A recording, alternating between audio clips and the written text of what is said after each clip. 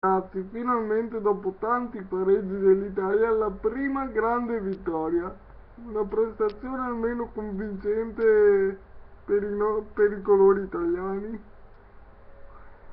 Siamo stati molto bravi, molto bravi, molto attivi e ce l'abbiamo fatta.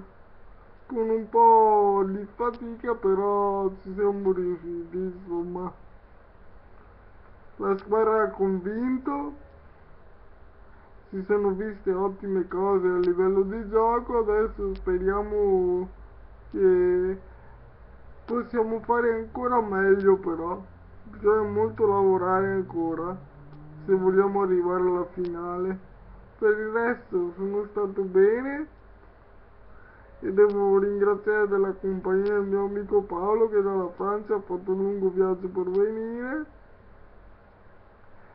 e speriamo che sia la prima di tante vittorie del nostro mondiale, insomma.